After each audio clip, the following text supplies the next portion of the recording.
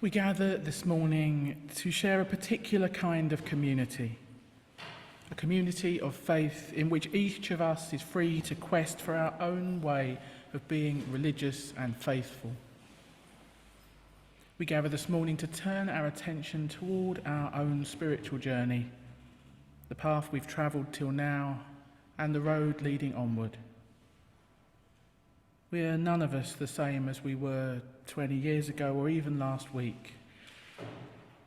We are none of us the same as we shall be in 5 years or 10. As the paths of our lives cover new terrain, may we find helpful new concepts and insights, understandings of spirit, of the highest good in life, and new ways to interpret those ways that we have loved long and hard so far. And may we be open to the voice of wisdom, wherever and however we might find it. Well, these opening words by our own Alex Bryanson welcome all those who have gathered this morning for our Sunday service. Welcome to those of you gathered here in person at Essex Church. Welcome to everyone who's joining us via Zoom from far and wide, and indeed anyone who's watching this at a later date on YouTube. For anyone who doesn't know me, my name is Jane Blackall and I'm minister with Kensington Unitarians. This morning's service is the second of a two-part exploration of growing up. Fear not, if you weren't here last week, each of the services does stand alone. We've been considering what it means to grow up, what it looks like, what it feels like as a lived experience, how our perspective of that might change over the course of our lives. And this choice of topic was in part inspired by this book titled When I Grow Up, Conversations with Adults in Search of Adulthood by Moya Sana, and this will be coming up intermittently throughout today's service. But I put two quotes on the front of today's order of service too, which illustrate the angle that we're going to explore in this week's instalment. Firstly, the famous line from St. Paul, and we're going to hear an expanded version of this later on in the service. When I was a child, I spoke as a child, I understood as a child, but when I became a man, I put away childish things. And secondly, a pithy response to this line from C.S. Lewis. When I became a man, I put away childish things, including the fear of childishness and the desire to be very grown up. So we'll be considering what it could mean to put away childish things and the paradoxical feelings we might have about that sort of aspiration. But before we go any further, let's do what we always do. Let's light our chalice flame. It's a moment for us to stop and take a breath, to settle ourselves down, lay down any preoccupations we came in carrying. This simple ritual connects us with Unitarians and Unitarian Universalists the world over, and it reminds us of the proudly progressive religious tradition of which this gathering is part.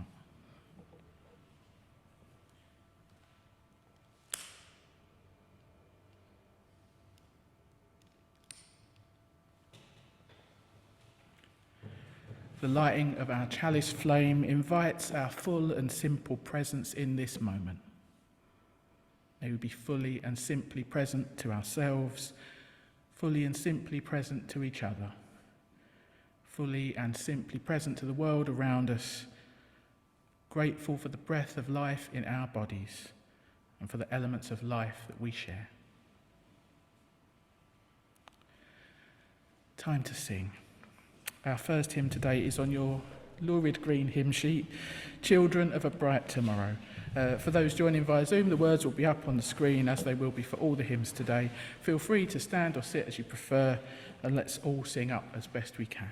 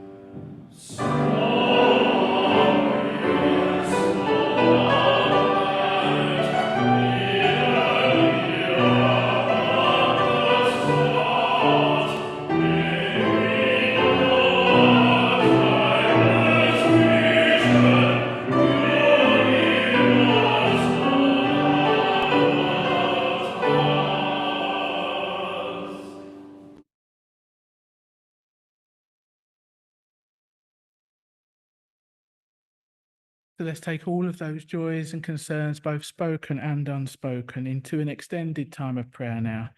This prayer is based in part on some words by my old friend Simon John Barlow. You might want to adjust your position to get more comfortable. You might want to close your eyes.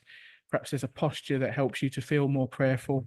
Whatever helps you get into the right state of body and mind for us to pray together now, to be fully present in this time and space with ourselves, with each other, and with that which lies within us and beyond us.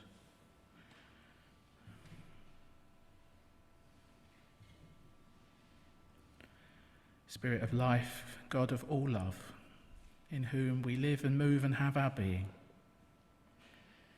we turn our full attention to you, the light within and without, as we tune into the depths of this life and the greater wisdom to which and through which we are all intimately connected. Be with us now as we allow ourselves to drop into the silence and the stillness at the very centre of our being.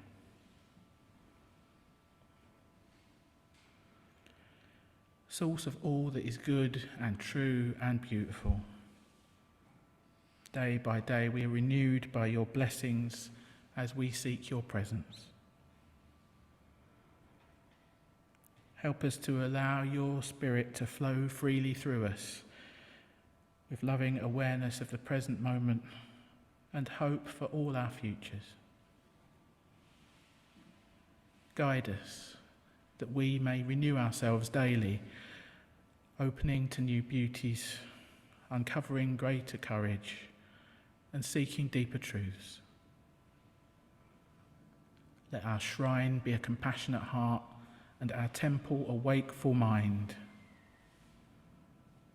Grant us the wisdom to see beyond the limits in our lives and to know that in God there is no boundary.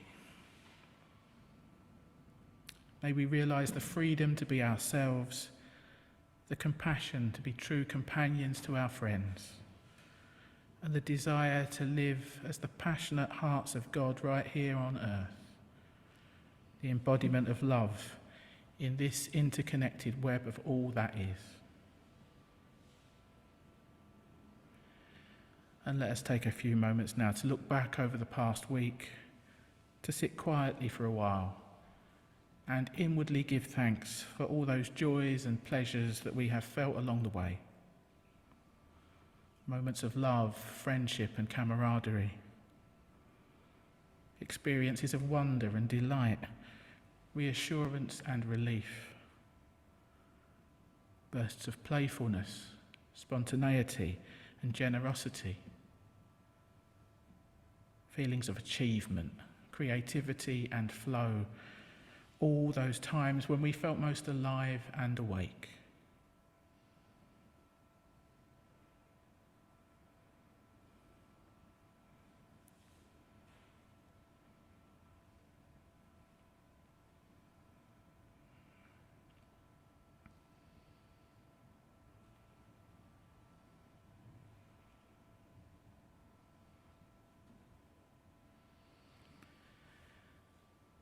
And let us also take some time to ask for the consolation, forgiveness and guidance that we may need as we acknowledge our sorrows and regrets. Times of loss and pain, anger and fear. Periods of uncertainty or anxious waiting.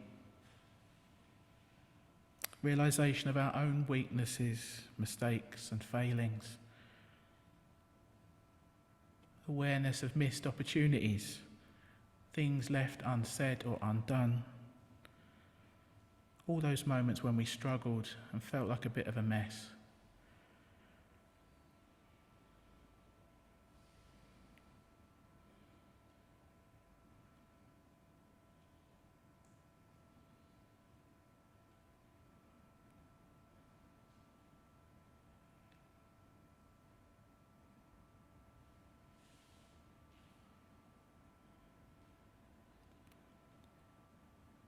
And expanding our circle of concern ever wider, let's bring to mind all those people, places and situations that are in need of prayer right now. Maybe friends and loved ones, those closest to our heart. Maybe those we find quite difficult, or where there's some conflict going on. Or maybe those we just don't know so well, people we've only heard about on the news. Let's take a few quiet moments to hold these sacred beings in the light of love.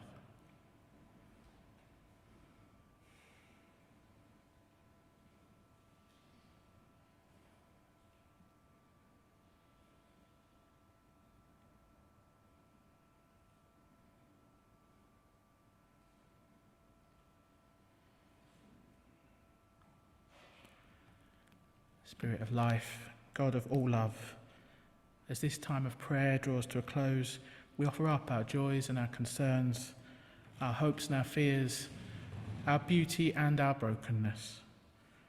And we call on you for insight, healing and renewal. As we look forward now to the coming week, help us to live well each day and be our best selves, using our unique gifts in the service of love, justice and peace. Amen.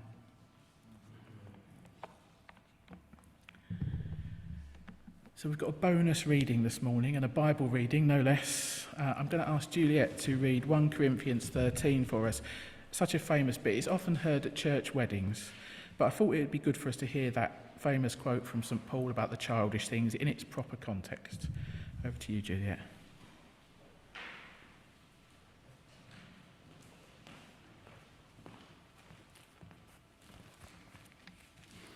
Corinthians 1:13, and this is from the New International Version. It's not very much different. Listen and see if you can pick it up. If I speak in the tongues... Sorry, I'll take it out here. Light shining on it. If I speak in the tongues of men or of angels, but I do not have love, I am only a resounding gong or a clanging cymbal. If I have the gift of prophecy and can fathom all mysteries and all knowledge, if I have faith that can move mountains, but I do not have love, I am nothing. If I give all I possess to the poor and give over my body to hardship that I may boast, but I do not have love, I gain nothing. Love is patient. Love is kind. It does not envy. It does not boast. It is not proud. It does not dishonor others. It is not self-seeking. It is not easily angered. It keeps no record of wrongs. Love does not delight in evil, but rejoices with the truth. It always protects, always trusts, always hopes, always perseveres. Love never fails, but where there are prophecies, they will cease. Where there are tongues, they will be stilled. Where there is knowledge, it will pass away. For we know in part, and we prophesy in part. But when completeness comes, what is in part disappears. When I was a child, I talked like a child. I thought like a child. I reasoned like a child. When I became a man, I put away the ways of childhood, and I put them behind me. For now we see only a reflection as in a mirror. Then we shall see face to face. Now I know in part. Then I shall know fully, even as I am fully known. And now these three things remain: faith, hope, and love. But the greatest of these is love.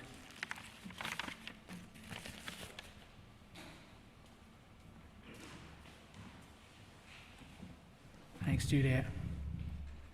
So our next hymn is on the other side of your lurid green hymn sheet, Unfolding Life. I don't think I've ever sung this one before. I was delighted to find something so utterly on topic for today's service. However, I didn't like the look of the tune it was set to, and I had to find an alternate tune that fitted. So I hope it won't confuse you too much that we're singing a Christmas carol in August. It does mostly fit. You slightly have to squeeze the words into the first line, but after that it all fits very nicely. So let's have our best shot to the tune of O Little Town of Bethlehem, Unfolding Life.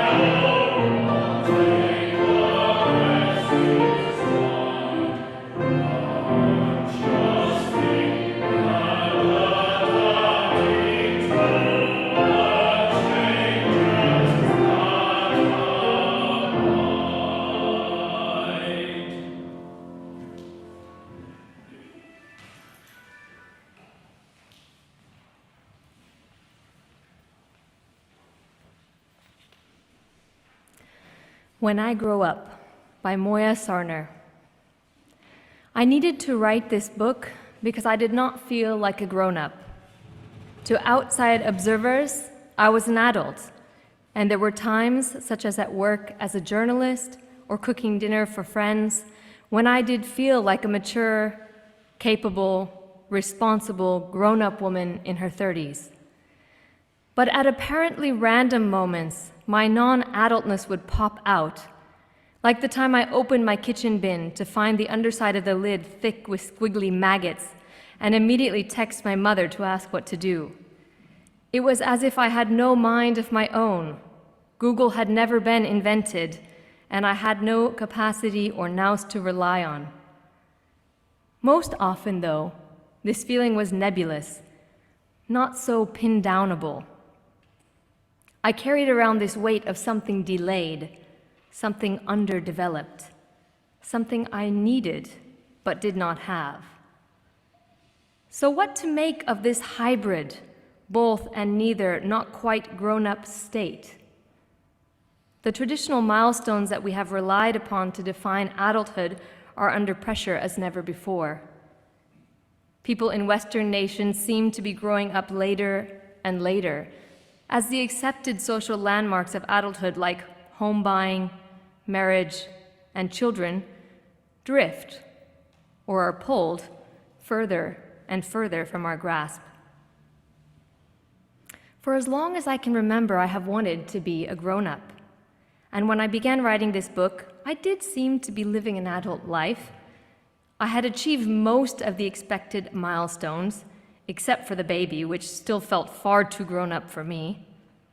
I had a career, a home, and a husband, an accountant, a pension, and a tax return. I had deliberated over and purchased a dishwasher, a washing machine, and a fridge. Judged me by my white goods, and I ticked almost all the boxes. I had the paperwork to prove I was the competent, confident adult I should be. But the more boxes I ticked, the more I realized how shaky, how tenuous my own feelings of being an adult was. I was a grown-up on paper, yes, but my adult skin felt paper thin, and I experienced myself as a flattened version of the fleshed-out adult I was supposed to be. But if a house and a spouse do not make a grown-up, then what does?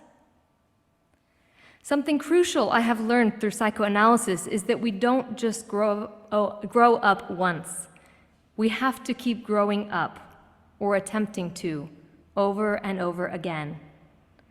As I see it, at every stage we encounter challenges that require us to make a psychological leap, whether that is accepting as a child that your possessions must be shared, or losing your parents in your 50s and feeling like an orphan, or realizing as a 30-something-year-old that you are far from the adult you expected yourself to be.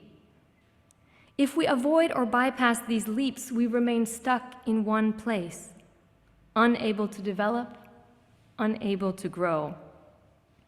It is only by facing up to them, meeting them squarely, and surviving them that we can hope to find some movement, even if we encounter that challenge again in the future and are required to survive it again. My name for this kind of leap is a grow-up.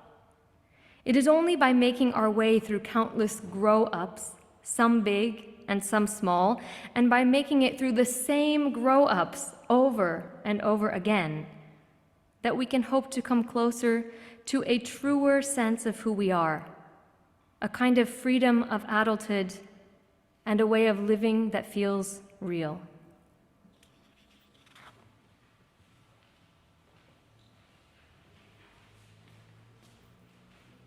Thanks, Hannah. So we're moving into a time of meditation now, and to take us into a time of silence, I'm just going to echo that closing sentence from the piece by Moya Sana as something for us to ponder more deeply in our hearts. We're going to hold 3 minutes of silence, which will end with the sound of a bell, and then we're going to hear some more music for our continued reflection. So again, do what you need to do to get comfortable. You might want to make sure your feet are flat on the floor if that helps you to feel grounded. You might want to close your eyes or look at the candles.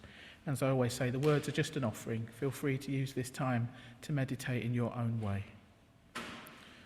So Moya Sana writes, "It is only by making our way through countless grow-ups, some big and some small, and by making it through the same grow-ups over and over again, that we can hope to come closer to a truer sense of who we are, a kind of freedom of adulthood, a way of living that feels real."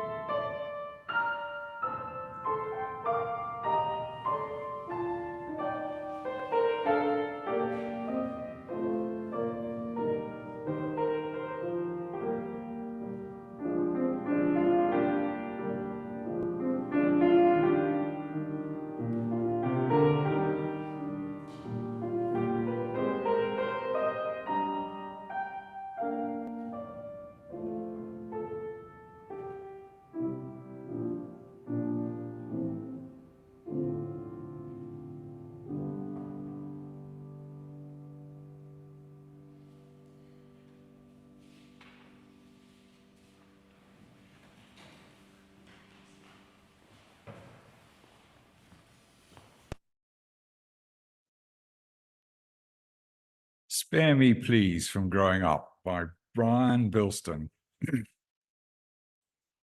Spare me, please, from growing up, from tax returns, from self-help books, from laundry piles, from lawns to mow, from how to choose the right Merlot.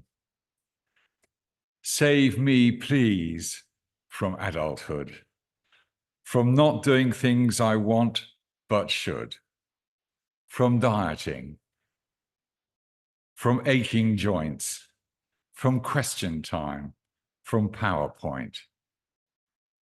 Deliver me from refuse sacks, from dinner sets, from overdrafts, from bus stop chats about the weather, from B&Q, from knowing better.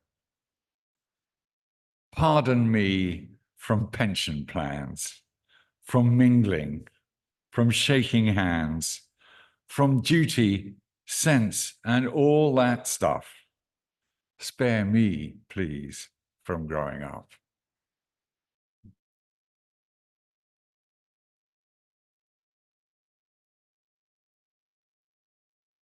Thanks, John. I wanted to include that poem from Brian Bilston this morning because to me it speaks of that ambivalence that many of us seem to feel, whatever our age, about the prospect of growing up.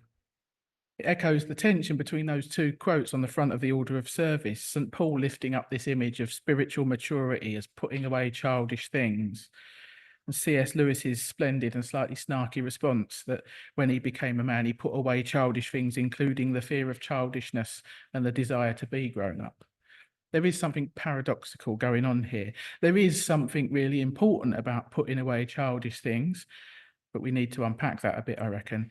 And there may be some childish things that we would do well not to put away entirely. As Moya Sana said in that piece that Hannah read for us, a lot of the traditional markers of growing up, the sort of external life events that can be recorded by the Office for National Statistics, they're increasingly out of reach or pushed back later in life for the younger generations and indeed the currently middle-aged, as I can attest. The economic and social realities of life under late capitalism mean it's much harder to tick off those markers of home owning, marriage and kids, or perhaps it's that many of us have broken free of those default expectations, the conveyor belt of adult life, as it were, and perhaps we no longer feel it's desirable to follow that traditional script anyway. Perhaps it's a bit of both. In some cultures, the transition from childhood to adulthood is more formally acknowledged. There's a time, typically in the teenage years, when some kind of ritual takes place to collectively affirm this significant milestone. And I was interested to read this by the psychoanalyst James Hollis, who writes, each civilization evolved rites of passage designed to ensure the transition from the naivety and dependency of childhood to adult sensibilities that sacrifice comfort and sloth in service to the common interest. When we examine contemporary culture, we find that these rites of passage are missing. Aging alone does not do it. Sooner or later, we are each called to face what we fear, respond to our summons to show up, and overcome the vast lethargic powers within us. This is what is asked of us, to show up as the person we really are, as best we can manage, under circumstances over which we have little control. This showing up as best we can is growing up. This is all that life really asks of us, to show up as best we can. Words from James Hollis. But as we heard from Moya Sana in that reading, growing up is not really just a one-time thing. As powerful as these ritual moments and rites of passage might be, and they are very important in crystallizing a shift in consciousness for both the child at the centre of the ritual and the community that's around them. Despite that, we don't just switch from child to adult overnight. We each experience many grow-ups during the course of a lifetime. It never ends, really. And this process of growing up will involve quite a big number of internal shifts along the way. And I'm just going to highlight a few dimensions in which these shifts might take place, those which seem particularly significant to me, around practical wisdom, responsibility, complexity, and acceptance of some of life's limits. So first up, practical wisdom. This goes by many different names. It was singled out as the greatest of the cardinal virtues by no less than St. Thomas Aquinas. And in that context, it can be defined as the ability to discern the appropriate course of action to be taken in a given situation at the appropriate time with consideration of the potential consequences. To put it more simply, know-how. It's something that we accumulate over time, if we're lucky, once we've been around the block a bit. But actually, it does take more than luck. In order to learn, in order to develop this know-how and good judgment, to know and do better next time around when we encounter something similar, we need to pay attention. We need to be reflective. We need to integrate all these experiences that we're accumulating. When Moya Sana rings up her mum to ask what to do about a bin full of maggots, she's calling on her mum's practical wisdom. She knows that her mum will already have been there and got the T-shirt. Another dimension of growing up is taking on responsibility. The bits of adulthood that Brian Bilston described as duty, sense, and all that stuff.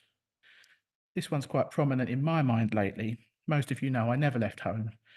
I lived with my dad my whole life, and he died just a couple of months ago. He always dealt with all the household affairs. So now at the age of 49, I've just started getting to grips with council tax, water meters, and contents insurance for the first time. More generally, though, I think of this as the aspect of growing up that's all about realizing that somebody else isn't going to sort this out, and it's up to me. Also, I suppose it's about taking on board that our actions and our inaction have consequences for ourselves and for everyone around us, and that we need to be reflective and aware about our likely impact on others, for good or ill. And this is about much more than domestic arrangements. It's about being a citizen, being engaged in our wider community, realizing that there is not some separate class of people who run the world and get everything done. If we want to create a better world, if we want good things to exist, we need to roll up our sleeves and get stuck in. When I was just 25 or 26, I'd only been at this congregation a year. There was a big kerfuffle. I'll spare you the historic details of church politics, but we had nobody to stand as chair of the congregation. And I remember thinking, well, I'm only 25, but I love this church and I want it to thrive. And if I don't step up now, who's going to do it? It seemed quite preposterous that I should take on such a responsible role at that age, and I'd only been here a year. But I did it, even though I felt out of my depth, and I feel that was a really big step in my own growing up. Another dimension of growing up, one that seems increasingly important to me, is around acknowledging life's complexity, particularly the complexity of sharing a planet with over 8 billion other humans who are all individually complicated as well. There are so many issues we have to deal with in life that are not straightforward. And instead of seeing things in black or white, we become aware of all those murky shades of grey in between. We realise there are often multiple valid ways of looking at a situation, and it can be hard to arbitrate between them. Truth can be paradoxical, and the practical business of organising society and running the world, it is just really complex. There are so many competing goods and valid interests to be balanced up. And almost as an aside, it seems to me that the troubling wave of populism that we're currently seeing around the world is in part rooted in an inability to face this great complexity and to grapple with it honestly. Populist appeals to common sense pretend that the answers are simple, but their so-called answers often revolve around flat-out denial of reality, misinformation, dehumanizing, scapegoating, and blame. You could also think of this aspect of adulting as having the courage to face the fact that we live in an imperfect world, or as Parker J. Palmer calls it, there's a tragic gap. Or these words from philosopher Susan Nyman, courage is required to live with the rift that will run through our lives, however good they may be. Ideals of reason tell us how the world should be. Experience tells us that it rarely is. And growing up requires confronting the gap between the two without giving up on either one. One final aspect of growing up I want to mention is around the acceptance of life's limits. Perhaps this also connects with making commitments rather than trying to keep all your options open, having a life that is narrow and deep rather than broad and shallow, putting down roots rather than drifting. Psychologist Klaus Rothermund is quoted in that book by Sana saying, "It's different when you're young. You can still try out everything. You can do things just because you want to do them, because you can do the important things later. But when you're old, doing the unimportant things first means that you might never face the important things." And Sama reflects on this. She says, "This honing process, this sieving and sifting of what matters most, this is a key grow-up of old age. Although perhaps it has roots much earlier in life, it rests on another grow-up, understanding the fact that one day your life will come to an end." Through this book, When I Grow Up, Moya Sana interviews people throughout life's ages and stages, getting older as she comes towards the end. And in the last chapter, she interviews a 90-year-old woman who goes by the nickname of Pog. And Pog says, "I truly do not consider I've grown up, and I'm 90. But one thing that really pleases me, to the extent of being a bit smug about it, is the really childish pleasures. You know, where you sort of clap your hands and say, 'Oh, look at that.' And somehow I've still got that, and I love it. It can be completely trivial things." Pog's excellent example brings us back to that paradox. One of the childish things we probably need to put away is this fixation on being entirely grown up. Yes, it is important to grow up, to keep growing up throughout our lives, to develop in practical wisdom, to embrace responsibility, to wrestle with complexity, to accept life's limits, and all the other aspects of growing up that we haven't even touched on today. But as C.S. Lewis hinted, there is something to be said for retaining a bit of childishness too, being free-spirited, idealistic, maybe even unrealistic, dreaming big, keeping in touch with simple joys. We don't have to put away those childish things. And Sama endorses this view too. She says, whatever life stage you find yourself in, the question of being more or less grown up, of being able to continue growing up or stalling somewhere else along the road, has something important to do with how we relate to the younger versions of ourselves that we still hold within us, the concentric circles in our tree trunk. Whether we can hold on to them, find a way to live with them and look after them, to keep them alive in us still, so that they can keep us alive. And I just want to share one last excerpt from that book to close. Moya Sana says, "I started writing this book because I wanted to know what it meant to be an adult and find out why I wasn't one yet. Now I can hear that I was asking the wrong question, or rather that question has changed. Now the question has become not why haven't I finished growing up, but how can I keep growing up throughout my life? I wanted to find a definition of what an adult is, what it meant to grow up, but now I understand this definition will be different for every individual, and it will change from moment to moment for each of us, depending on the particular grow up we're facing. I do now know, through this writing, through my analysis, through my patience, and through speaking to so many fascinating people, that the work of growing up never stops, not if you're lucky, not until the very end. Amen." Time for one last hymn now. We're on the purple hymn book now, number 193. This is a popular choice, but quite a long one, so you might want to bear that in mind when you're deciding whether to stand up or sit down. We laugh, we cry, number 193.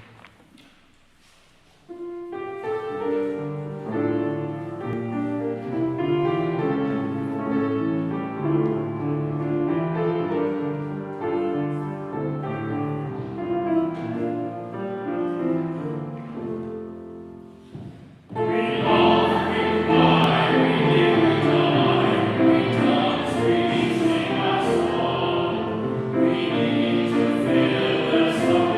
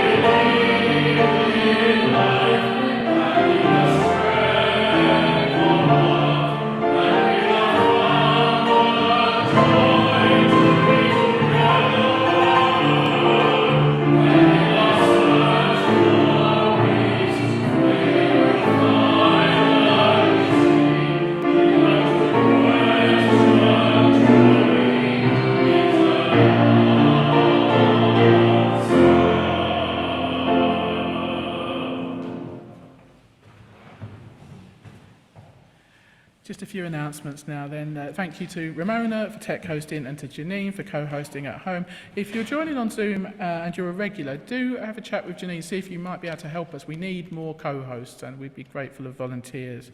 And do hang on for a chat anyway. Thanks to Juliet and Hannah and John for reading, and thanks to George for playing and Benj for supporting our singing. Thanks to Hannah for greeting, and Juliet I can see has already gone out to make the coffee. If you're here in person, stay for a cuppa and some cake. We've got carrot cake with squiggly icing today. That'll be in the hall next door. Maybe not eat too much cake if you're going to join in with the community yoga that starts at 12:30. That's free, led by Hannah. Have a word with her if you want to know more. If you don't mind, yoga people, I'd quite like to take some photos today. Just sneak in at the start and then I'll go away. If you object, I won't do it. We're revamping the website and I'm just at the stage of getting a few photos of us in action for that, so see if you wouldn't mind. Brian is leading the poetry group this Wednesday, I think, at 7 o'clock. Have a word with him if you want to come along to that. He needs copies of what you're going to share so that he can print them out. We've got online Heart and Soul tonight at 7 and Friday at 7, and the theme this week is identity. Sign up with me if you want the link for that. The next meeting of the Better World Book Club is going to be on Monday the 26th of August. That's an irregular date. We have a couple of copies knocking about at church. If you want to borrow one, please feel free. It's Rest is Resistance by Tricia Hersey. I've heard that our community singing group is taking a break for August, but our leader is He's assured me that he's going to be back in September and start keeping regular dates. So the next community singing will be on the 11th of September. And we've got lots going on in September. On the 1st, Many Voices singing group, LGBT and allies, all are welcome. On the 8th, a tea dance, more cake. And we need helpers for that if anyone wants to help on refreshments. And on the 15th, the gathering of the waters service. So if you're going anywhere over the summer, do bring back a little bit of water with you for that. And there'll be a community lunch after that, which Juliet is going to coordinate. So please let her know what you're going to bring. What a lot of activity. Next week, we'll be back at 11 o'clock. Actually, Sarah will be here next week, and I think her service is called Just Coping. All these activities are on the back of your order of service. They're in the Friday email. We encourage you to keep in touch, nurture supportive connections, and do what you can to look out for each other, because we're very much more than Sunday mornings. So just time for our closing words and closing music. We walk this earth but a brief moment in time. Amid our struggles and uncertainties, however great and small, let us continue to learn how to celebrate life in all its variety and contradiction. Let us continue to grow in our capacity to love ourselves and each other. And let us continue to move towards a goal of a better world, a global community with peace, justice, joy, and liberation for all. Go forth this day in a spirit of courage and hope, and with the wisdom you need to greet the week to come. Amen.